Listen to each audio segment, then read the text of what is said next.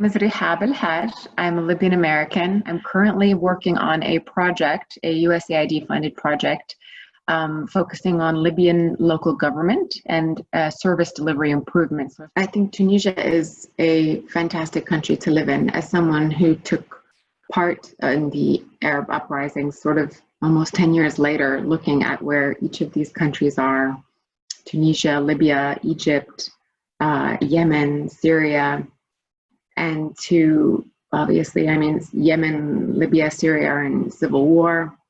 Egypt is under the rule of a military dictator. But Tunisia is still a democracy, is a democracy, not still a democracy. It didn't start out as a democracy.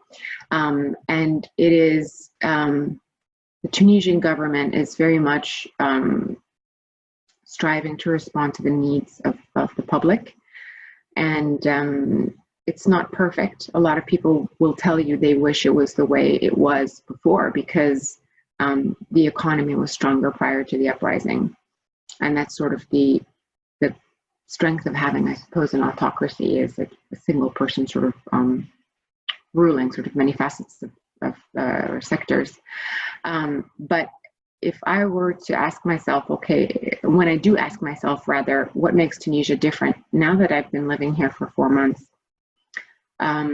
it's the Tunisian people, and no doubt the woman in Tunisia plays a significantly different role than she does in the rest of the region.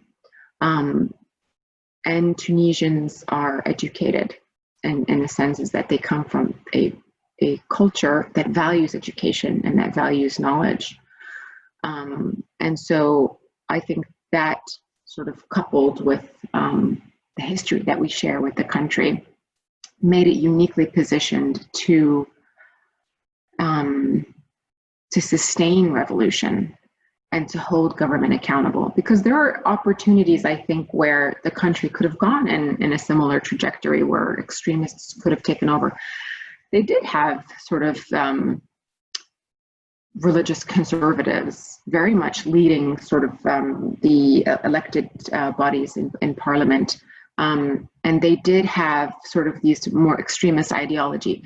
But what happened was the debate between the progressives and the conservatives and the holding people to power accountable and how that shaped the conversation inside. And conversation is key. The debate was based on the needs of the people. It was based on research. It was based on conversations across the country. And they responded, and it sort of moderated the entire process. And the Islamists are still in power in Tunisia. But what happened was they've been moderated by a society that's awake, they're paying attention, they're engaging in the conversation. And they have sort of shaped the path forward for elected officials. Women were a part of civil society, led in large part the civil society that shaped the conversations around holding government accountable and what government can and can't do. And progressive women who sort of knew that their role in Tunisia was not something that they can take for granted, and that any infringement on what they've gained in the last 30 years is not going to be tolerated.